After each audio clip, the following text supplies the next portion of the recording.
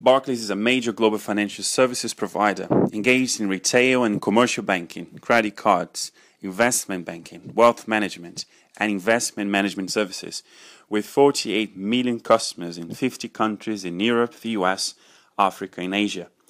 One of the biggest winners of the crisis, it was listed as number 83 for the 2009 Global 500, the annual ranking of the world's largest corporations.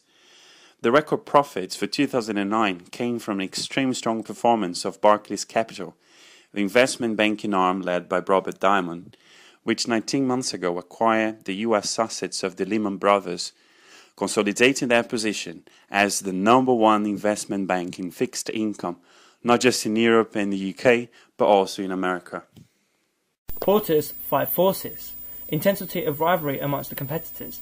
Looking at Porter's Five Forces, we found the rivalry amongst the competitors to be the most influential factor as Barclays faced fierce competition from the likes of HSBC, Lloyds, RBS and HBOS. However, Barclays is currently using one of its main divisions, Absa in Africa, to acquire major stakes in helping them to emerge more easily into an untapped market, as well as clarifying their brand visibility. Political and legal. Given that most legal changes are imposed by the government, we shall deal with political along with legal factors. With regards to taxation, recent examples are the Iron proposition to levy new taxes on all financial institutions, which could cost the European banking industry as much as 20% of their pre-tax profits. Obama's reforms on legislation aim at preventing banks from engaging in risky behaviours. The Banking Act 2009 vests power in the Bank of England to override, vary or impose obligations in UK banks.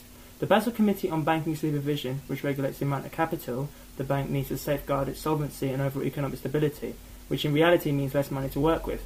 Economic. The UK economy still remains in the grips of a downward spiral caught between a contraction in lending activity and declining economic demand. According to the Office for National Statistics, the UK economy contracted 4.9% in 2009.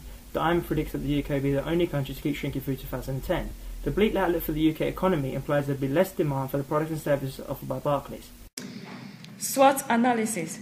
Strength of Barclays is its widespread global presence, allowing it to enjoy economies of scale. Additionally, by focusing on cost optimization, Barclays have been able to contain operating costs, with income ratios improving from 62.1% in 2005 to 58% in 2009. Different from its peers, Barclays pay comparably less in bonuses. That reduces operating costs and allows higher profit. Regarding weaknesses, we can mention impairment charges and other credit provisions that have increased dramatically in recent years. This trend in credit market exposure-related losses could continue to affect the group's balance sheet. Threats. As mentioned on the pestle analysis, the UK and the world are still in the grips of economic downturn, and this poses contraction in the lending activity and decline in economic demand. Also, expansion has its downside. A bigger Barclays entails bigger problems if things go pear-shaped in the future. Barcap, the division that contributed with 40% of the total income for 2009, has done a good job integrating and retaining layman staff in the US, but acknowledges European and Asian expansion is more risky. Can they succeed in this expensive attempt to hire in Europe and Asia the thousands of staff necessary to replicate their American success? Opportunities, new markets. Having started in India and United Arab Emirates in May 2007, Barclays are continuously looking to expand, especially in Western Europe and Africa, through their division Absa, and by diversifying their efforts into Asia. Also, Barclays Wealth has potential to be in the top 5 wealth managers and believes that it can seize shares from the private banks hit hardest by the credit crunch. To achieve that, Barclays board has approved an extra $350 million for the wealth business. Using the competing values framework, we recognise Barclays are operating under the rational goal model of management, which entails Frederick Taylor's theory of scientific management, whereby businesses such as Barclays are looking to maximise their potential outputs. Proof of that is Barclays CEO Mr. Varley, defining the group's operation as centralised around having a tight operational control. However, the challenge it currently faces is globalisation, which gives Barclays a fantastic opportunity of growth. From looking at recent events, we can see Barclays' focus is being diverted from the rational goal model to the open systems model of management, whereby their attentions will be maximised towards expansion by acquiring other financial institutions.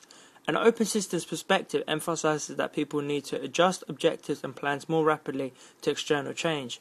and also find new ways of motivating people to act appropriately in these new conditions. That's exactly what Barclays has done in the Lehman Brothers case and has to do more comprehensively in the untapped markets. By emphasizing flexibility and external focus, and by stressing readiness, growth, resource acquisition and external support, Barclays will be able to successfully meet the challenges globalization imposes and survive this financial crisis and prosper.